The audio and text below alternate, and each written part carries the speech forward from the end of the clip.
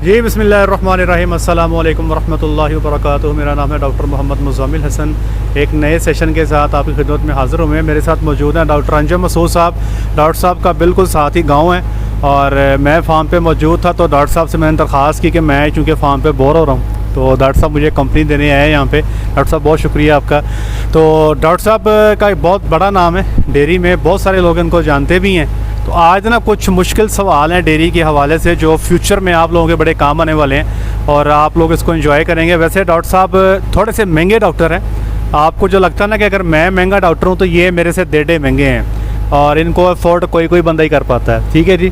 तो मैं आज इनसे मुफीद मशवरे लेके आपकी खिदमत में जो रखना चाहता हूँ। डॉक्टर साहब, पहला सवाल ये बताइएगा कि लोग ने फार्म बना लिए हैं, वो ये पूछते हैं कि जो डॉक्टर फार्म पे रखना है उसकी सैलरी कितनी होनी चाहिए।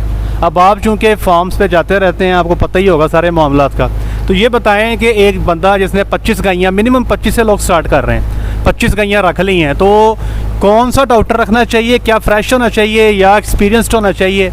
और क्या सैलरी इस वक्त मार्केट में चल रही है या आप जो आप दे रहे हैं? जी अस्सलाम वालेकुम। जी डॉक्टर साहब, इसमें सबसे पहले तो ये है कि आपने जो पूछा है कि डॉक्टर एक्सपीरियंस रखना चाहिए या फ्रेश रखना चाहिए, मेरी प्रेफरेंस यही है कि जब आप कोई भी काम जो है वो नया शुरू करने जा रहे हैं तो हमेशा आपको एक्सपीरियंस वाला बंदा रखना चाहिए जिसको नो हो। ठीक है। तो बाकी अब अगर फ़्रेश की भी बात करें तो फ़्रेश भी है, एटलीस्ट अगर आप रखना चाहते हैं तो किसी ऐसी जगह पे उसकी कोई 6-7 माह या 1 साल इंटर्नशिप हो कि उसको कह लें कि जितनी भी ट्रेनिंग है वो हैंड्स ऑन हो, पूरे का पूरा फार्म संभाल सकता हो, तो जो इस तरह के बंदे को हम कहेंगे फ्रेशर। तो राउंड अबाउट कह लें कि अभी जो मार्केटिंग ट्रेंड है 60+, यानी कि कह लें कि सैलरी जिसकी इतनी ट्रेनिंग है उसकी होनी चाहिए। बाकी एक्सपीरियंस बंदा है तो डेफिनेटली उसका फिर उसके हिसाब से पैकेज जो है वो आई थिंक के 1 कॉपी से ज़्यादा होना चाहिए अकॉर्डिंग टू एक्सपीरियंस। जी, डॉक्टर साहब का कहना ये है वो लड़का जो फ्रेश है, जिसका 6-7 महीने का इंटर्नशिप का या किसी फॉर्म का एक्सपीरियंस है, तो 60 में डॉक्टर साहब जो है 60+ में उसको हायर करते हैं अपने पास। डॉक्टर साहब, करंट सिनेरियो में डेयरी की पूरी सूरत हाल आपके सामने है। डॉक्टर साहब का अपना छोटा सा फार्म अपना भी है, तो इनको अकाउंट्स का डेफिनेटली ये चीज़ें परचेज़ भी करते हैं, सारा इनको इल्म है। डॉक्टर साहब, करंट सिचुएशन में चीज़ें बड़ी महंगी हो गई हैं। आपको पता है सोयाबीन किधर चलेगी, कैनोला कहाँ चला गया, लोगों के पास साइलेज ख़त्म हो गए हैं कि कोई 1 महीना शॉर्ट है, कोई 2 महीना शॉर्ट है, और जो दूध की मार्केट में जो वैल्यू है, जो प्राइस है, वो आपके सामने है। क्या करना चाहिए कि फार्मर किसी तरीके से अपने आप को ज़िंदा रखे और इस मुश्किल वक्त को, जब चीज़ों के रेट बहुत ज़्यादा हैं, दूध का कीमत बहुत थोड़ी है, तो वो अपने आप को कैसे सर्वाइव करे? जी डॉक्टर साहब, इस सवाल के हवाले से यानी कि मैं ये बात कहना चाहूँगा कि आपके पास कह लें कि रिसोर्सेज हैं पाकिस्तान में, यानी कि कह लें रिसोर्सेज की कमी नहीं है, लेकिन जो रिसोर्सेज हैं उनकी प्रॉपर प्रिजर्वेशन और जो यूटिलाइजेशन है वो प्रॉपर नहीं है। मिसाल के तौर पे अब अगर हम ओवरऑल करंट सिनेरियो को देखते हुए अगर हम देखें तो यही जो सोया कनोला अब इस वक्त इतना महंगा है, तो बेसिकली कह लें कि जो ट्रेडर्स हैं उनकी मोनोपोली है बेसिकली, यानी कि जिस तरह कहने आलमी मंडी में भी कह लें इनके रेट ज़्यादा हैं, लेकिन इनको जो है वो ज़ख़ीरा कर लिया जाता है। फिर कह लें कि एक पार्टी इनको ज़ख़ीरा करती है, फिर अपने हिसाब से फिर उनको रेट जो लगाती है। अगर आप मेरा पर्सनल एक्सपीरियंस पूछना चाहते हैं तो उसमें मैं ये करता हूँ कि कह लें कि 6 माह का या 4 माह का स्टॉक जो है एटलीस्ट आप अपने पास ज़रूर रखें, जिसमें सोया कनोला आ गया या बाकी चीज़ें हैं। और सोया कनोला के अलावा जितनी भी चीज़ें आप इस्तेमाल करते हैं, वंडा इंग्रेडिएंट हैं, साइलेज है, कह लें कि वो आपकी लोकल मार्केट की चीज़ें हैं ज़्यादातर, तो उसमें यह है कि आप सीज़न में अपने पूरे साल का, जो मिसाल के तौर पे साइलेज बनाना है तो वो पूरे साल का आप साइलेज बनाएं। ठीक है। इसके अलावा कह लें कि जब ये वीट स्ट्रा का सीज़न होता है आप वीट स्ट्रा भी रखें। बाकी अब कह लें कि इतनी ज़्यादा महंगाई होती जा रही है, उसको देखते हुए बहुत सारी चीज़ें पाकिस्तान में ऐसी मौजूद हैं जिनको जला दिया जाता है या इस्तेमाल नहीं की जाती, इनको डिस्कार्ड कर दिया जाता है। मिसाल के तौर पे अब आजकल एक ट्रेंड है कि अगर आप ये जो गाँव में देहात जहाँ बहुत ज़्यादा ये मकई की फसल होती है, वहाँ पे कबाड़ा जो है वो ऐसा कह लें कि डिस्कार्ड, हाँ जी, तो कड़ब को जो है वो आप साइलेज के तौर पे इस्तेमाल करें ड्राई एनिमल के लिए, और जो आपके नॉन प्रोडक्ट एनिमल हैं तो ये कह लें कि आपकी कास्ट को जो है वो बहुत ज़्यादा डाउन करेगा। बाकी इसके अलावा आप जो है इसी तरह यानी कि कह लें कि जिस तरह के दूसरे बाई प्रोडक्ट्स हैं जिनको कह लें कि डिस्कार्ड कर दिया जाता है, चरी वगैरह का आप साइलेज इस्तेमाल करें, मिसाल के तौर पे सीज़न में लेके आप चरी का साइलेज बना के उसको स्टॉक कर लें, वो भी आपको कह लें कि बड़ा सस्ता पड़ेगा। इस तरह की जितनी भी कह लें कि तनेदार फसलें हैं वो आप अपनी लोकल मार्केट में सीज़न के हिसाब से उनको ख़रीदें और उनका साइलेज बनाएँ। तो मेरे तजर्बे के मुताबिक यानी कि कह लें कि जितनी भी तनेदार चीज़ें हैं उसमें कह लें कि सम टाइम आप कमाद का भी जो है वो इस्तेमाल कर सकते हैं चरी के साथ मिला के या दूसरी फसलों के साथ मिला के। तो ये काफ़ी हद तक जो है वो आपकी कास्ट को कम करते हैं। यानी कि कह लें कि ये छोटी सी मैंने एक मिसाल दी है कि आपके पास रिसोर्सेज हैं लेकिन आपने उसको प्रॉपर तरीके से प्लानिंग करनी है, तो इस तरीके से जो है वो आप इन चीज़ों को जो है वो काउंटर कर सकते हैं। जी, डॉक्टर साहब का ख्याल ये है कि आपको जो कड़प का इस्तेमाल भी करना चाहिए। नॉन प्रोडक्टिव जानवर जो दूध नहीं दे रहे, जो ड्राई प्रेग्नेंट हैं या जो बच्चियाँ हैं आपकी जो बड़ी हो रही हैं, इसी तरह आप चरी का साइलेज बना सकते हैं, बाजरे का बना सकते हैं। आजकल जवा बहुत सस्ता है, जवे का साइलेज बना सकते हैं। तो ये चीज़ें आपको करनी पड़ेंगी। आपको चुकंदर का साइलेज अवेलेबल है, वो आप स्टोर कर लें। आगे गर्मी सर्दी के मौसम में आपको एप्पल पील मिल जाएगा, आपको सिट्रस पल्प मिल जाएगा। तो इन चीज़ों की तरफ जाना जो है ना जी अब मजबूरी बन गई है। पीछे हमने एक सेशन किया था आलू के साइलेज पे, वो भी आप बना सकते हैं। तो जो मकई का साइलेज है ये टिपिकली अपने दूध वाले जानवरों में इस्तेमाल करें, और बाकी की जो खेप है आपके फार्म पे जो जानवर हैं उनको आप चीपर सोर्सेज पे लेके जाएं, सस्ती चीज़ों पे लेके जाएं, ताकि आपके अखराजात जो हैं वो आपके कम हो। डॉक्टर साहब इस वक्त कीमतें सारी आपके सामने हैं, आपके ख्याल में फार्मर को मिनिमम रेट दूध का कितना मिले तो आप समझते हैं कि ये एक रीज़नेबल रेट होगा? जी, इस वक्त जो करंट सिनेरियो है उसको देखते हुए एटलीस्ट कह लें कि 100 प्लस जो है वो स्टार्ट होना चाहिए दूध का रेट, तब जाके एक्सपेंसेस मीट होते हैं। तो मेरे ख्याल से जो है वो जो 100 है वो कम से कम जो है वो रेट होना चाहिए दूध का। डॉक्टर साहब ने बात ही ख़त्म कर दी है जी। 100 रुपया दूध का रेट हो तो डेयरी इंडस्ट्री हमें आगे बहुत फलती फूलती नज़र आएगी। इस वक्त करंट सिनेरियो का चल रहा है जनाब, सिर्फ़ और सिर्फ मैं आपको बता देता हूँ, जो पार्टी 700 साढ़े 700 लीटर दूध प्रोसेसिंग कंपनीज़ को दे रही हैं, तो टीएस की कटौती करने के बाद जनाब जो हाथ में रेट आता है वो 75 रुपये लीटर डॉक्टर साहब आ रहा है। तो अब आप देख लें 75 रुपये किधर है और 100 रुपये का रेट किधर है, बड़ा फ़र्क बन रहा है। अच्छा डॉक्टर साहब एक और ख़्याल है कि चीज़ों के ख़र्चे को कंट्रोल करने के लिए, अच्छा मैं एक और बात बताता चलूँ, ये जो शावर का पानी आ रहा है ना इधर, ये फीड गीली हो रही है। लोग कई ये पूछते हैं कि यार इससे कोई नुकसान तो नहीं होता, फीड को कोई मसला तो नहीं होता?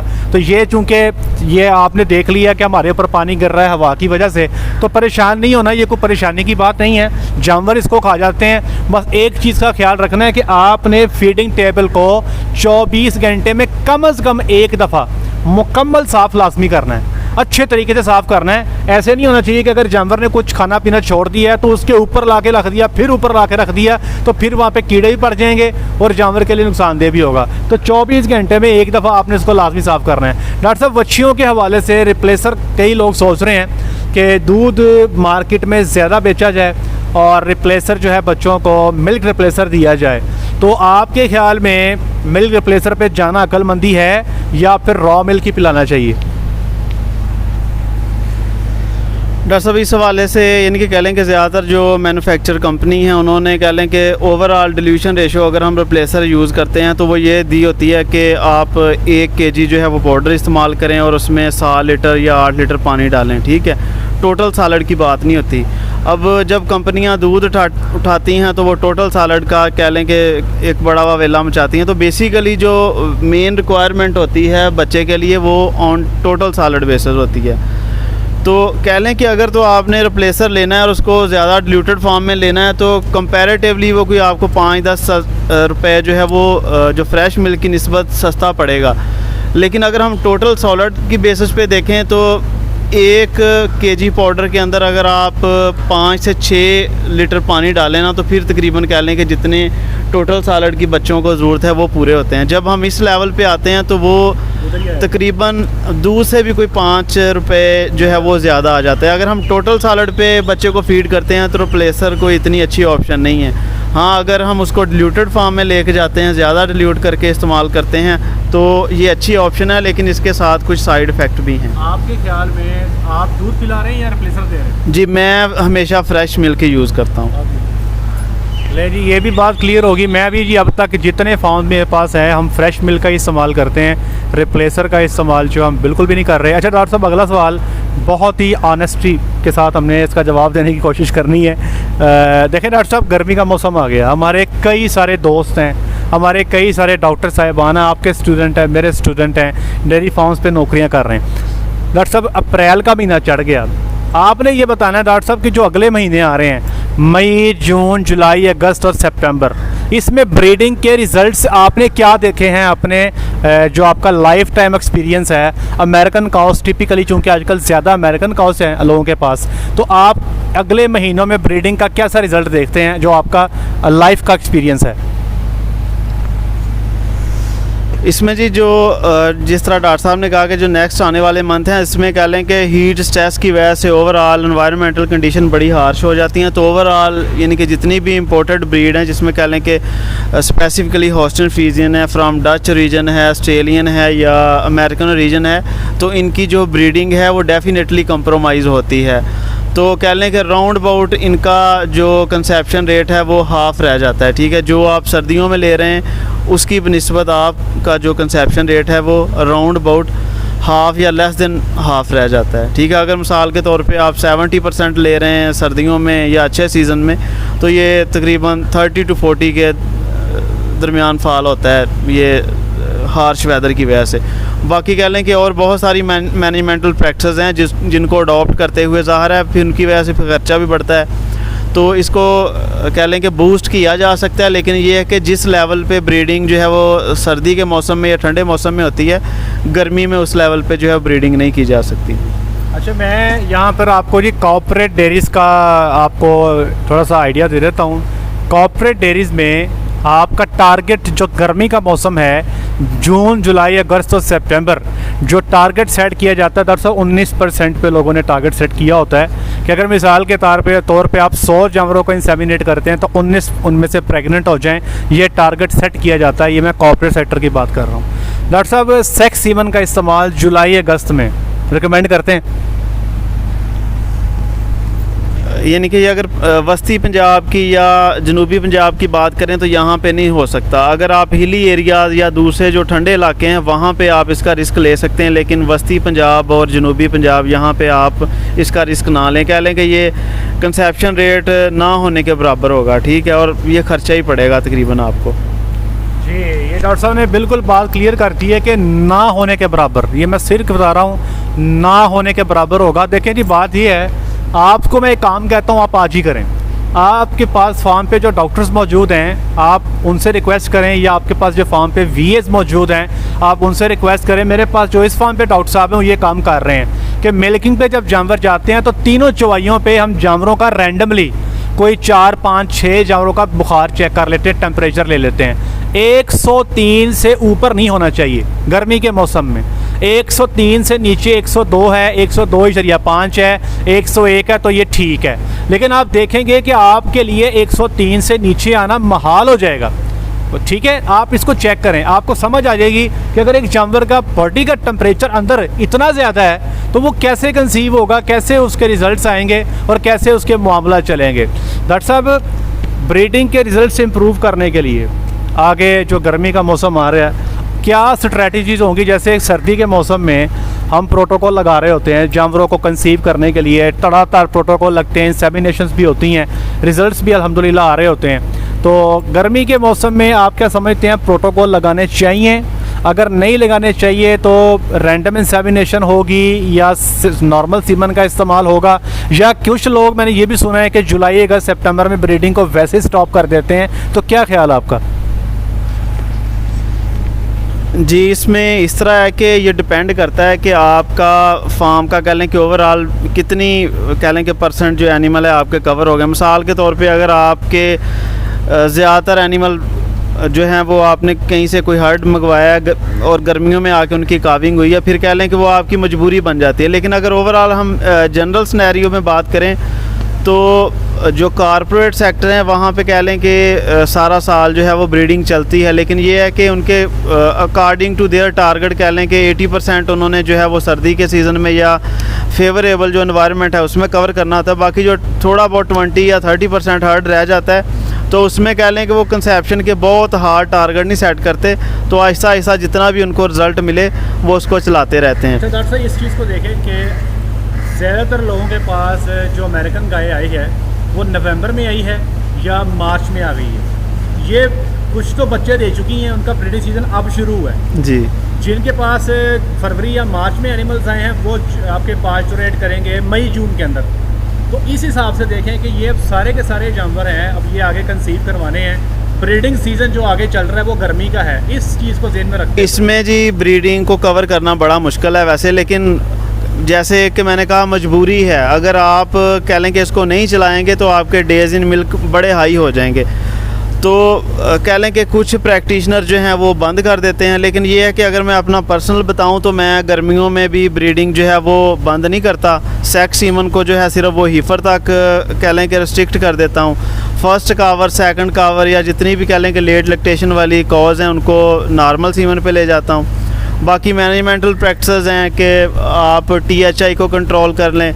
बाकी ये है कि प्रोटोकॉल जो है वो जो कह लें कि जब ठंडा मौसम हो तब आप उनको इस्तेमाल कर सकते हैं। AI का टाइम आप उस हिसाब से फ़िक्स टाइम AI का टाइम सेलेक्ट कर सकते हैं कि जब ठंडा वक्त हो तब इस्तेमाल करें। बाकी ये है कि AI करने से पहले जानवरों को नहला लें, बाईपास फैट का इस्तेमाल कर लें, विटामिन C का इस्तेमाल कर लें। इसी तरह कह लें कि कुछ जगह पे प्रैक्टिस ये अडॉप्ट की जाती है जो कि कह लें कि मैंने काफ़ी हद तक सक्सेसफुल देखी है कि फ्रेश सीमन का जो इस्तेमाल कर लिया जाए अगर, तो वो सबसे बेहतर है, क्योंकि ओनर को जो है वो सीमन के जो पैसे भरने हैं वो उसके लिए जो है वो काबिल बर्दाश्त नहीं होते। तो इस सेंस में अगर आपके पास कोई अच्छा बुल पेडिग्री रिकॉर्ड वाला है तो आप उसका जो है वो फ्रेश सीमन कलेक्ट करें और बेशक 2-2 3-3 AI आप उसकी करते जाएं। तो गर्मियों में भी इसका जो है कंपैरेटिवली मैंने जो है वो बड़ा अच्छा रिज़ल्ट देखा है, तो ये मेरी बेस्ट प्रैक्टिस है जी। अच्छा डॉक्टर साहब, ये बताएं कि हमारा जो कॉर्पोरेट सेक्टर है ये लोग वच्छियों में सेक्स सीमन का इस्तेमाल करते हैं राउंड द ईयर और गायों के अंदर ये सीमन लगाते ही नॉर्मल है। तो हमारा जो छोटा फार्मर है जिसने 20-25 रखी हैं, इसका जुनून है कि रखना ही सेक्स है, क्या इनको मशवरा देते हैं आप? अगर कुछ स्ट्रेटजी बनानी हो, कोई पॉलिसी बनानी हो, क्या रिकमेंड करते हैं किसी एक जानवर पे कितनी अटैम्प्ट सेक्स की करनी चाहिए, कितनी अटैम्प्ट्स नॉर्मल की करनी चाहिए, क्या 3rd-4th लैक्टेशन में सेक्स की अटैम्प्ट करनी चाहिए, क्या पॉलिसी बताते हैं आप? नॉर्मली उसमें यह है कि अगर लिमिटेड नंबर ऑफ़ एनिमल है और फार्मर जो है वो सिर्फ सेक्स ही कह लें कि टीके रखना चाहता है, तो उसमें यह है कि इस सीज़न में फिर वो कह लें कि अपने टीके ज़ाया करेगा। नंबर ऑफ़ स्ट्रास बहुत ज़्यादा इस्तेमाल होंगे, उसके कह लें कि 4-4 5-5 स्ट्रा भी हो सकते हैं, ठीक है। तो अगर तो उसके पास इतनी इकनॉमिक्स है और वो बियर कर सकता है तो फिर वो ये काम करे। अगर नहीं कर सकता, उसके लिए बर्डन है, तो फिर ये 3-4 माह जो है वो वेट करे, ठीक है। तो ये उन जानवरों की बात है जो इस सीज़न में काव हुए हैं, ठीक है। लेकिन अगर आप बात करें हीफ़र की, तो हीफ़र में कह लें कि जो अभी बिल्कुल रेडी टू जॉइन हैं उनके लिए आप जो है वो रिस्क ले सकते हैं। लेकिन जिन एनिमल ने पहली दफ़ा काव किया है उस पर भी आप कह लें कि इस सीज़न में जो है वो रिस्क नहीं ले सकते। तो ये एक जनरल सी बात है। देखिए चीज़ें बड़ी क्लियर कर रहे हैं डॉक्टर साहब का, माशाल्लाह। डेयरी में तकरीबन डॉक्टर साहब 14 और 8 साल का एक्सपीरियंस हो गया। आप 2014 में फारिग हुए? हाँ, 8 साल का डॉक्टर नहीं, आप 12 में फारिग हुए हैं, एमफिल भी किया। हाँ, तो डॉक्टर साहब को 8 साल हो गए हैं डेयरी में आए को, तो ये 8 साल इनके 12 साल मेरे, तो 20 साल का एक्सपीरियंस तो उसी वीडियो से दे रहे हैं। इन्हों मान लो चंगे रहोगे नहीं तो फिर जो है ना डॉक्टर साहब मौज से जो है ना वो अल्लाह के वलियों के साथ ही होते हैं और हमारा वलाया से दूर दूर तक कोई ताल्लुक़ नहीं है। अच्छा डॉक्टर साहब, आखिरी सवाल आपसे करूँगा दूध की सेल के हवाले से। मैं चूँकि बहुत दिनों से लोगों को इस तरफ ला रहा हूँ कि आप अपनी दूध की मार्केट बनाएं, आप दूध को खुद सेल करें, मार्केट में लेके जाएं, एंड कंज्यूमर तक लेके जाएं। आप क्या समझते हैं कैसे इस चीज़ को फार्मर पॉसिबल कर सकता है, अपनी दूध की मार्केट को कैसे बना सकता है, और क्या ये इतनी ही ज़रूरी है? जी बिल्कुल, कह लें कि जो भी आप बिज़नेस करते हैं उसमें एक एंड प्रोडक्ट होती है आपकी डेयरी में, वो कह लें कि बाकी सारी चीज़ें निकाल दें तो जो कह लें कि डेली बेसिस पे जो रनिंग एक्सपेंसेस को मीट करने के लिए जो एंड प्रोडक्ट है वो दूध है, ठीक है। अगर आप अपनी एंड प्रोडक्ट को प्रॉपरली मार्केट नहीं कर सकते तो मेरे ख्याल में फिर आपको कोई भी बिज़नेस करना ही नहीं चाहिए। जो भी आप बिज़नेस करते हैं, अगर आप अपनी प्रोडक्ट को मार्केट नहीं कर सकते तो फिर कह लें कि आप प्रॉपर तरीके से बिज़नेस रन नहीं कर सकते। अब कह लें कि बहुत सारे फार्मर ऐसे हैं जिनको कह लें कि मिसाल के तौर पे पेश किया जा सकता है कि उन्होंने अपनी एक लोकल कम्युनिटी डेवलप की हुई है, ठीक है। वो कंपनीज़ को दूध नहीं देते, उन्होंने अपनी फ्रेंचाइजेस बनाई हुई हैं, ठीक है। तो वो एक एरिया में जितना भी फार्मर बैठा हुआ है उनसे सारा दूध जो है वो एक कम्युनिटी डेवलप की है, दूध लोकली इकट्ठा करते हैं और तकरीबन जो उनका रेट है वो 90-100 आज से कोई 3-4 माह पहले का था, ठीक है। इस वक्त 100 प्लस जो है उनका जा रहा है। तो बेसिकली ये क्या है, वो अपनी प्रोडक्ट को मार्केट कर रहे हैं। अगर हम अपनी सिंपल कंपनीज़ में अगर हम बैठे रहेंगे तो कंपनीज़ ने डेफिनेटली अपना एक सारा कह लें कि एक सिस्टम बनाया हुआ है, वो उससे बाहर नहीं आते। तो अगर सिर्फ आप कंपनीज़ पे रहेंगे तो आपको कह लें कि जो नेट आउटपुट है वो इतनी ख़ास नहीं होगी।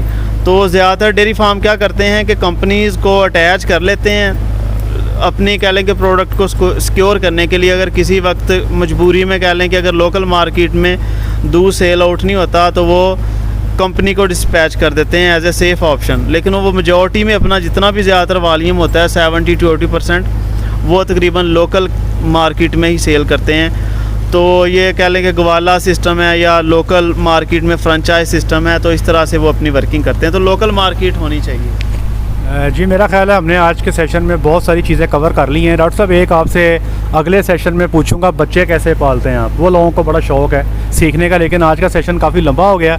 अगले सेशन में आपसे ये बात करते हैं। ले जी आज तक के लिए इतना ही, अपना ख्याल रखें, दुआ में याद रखें, 5 वक्त की नमाज़ अदा करें। अस्सलाम वालेकुम।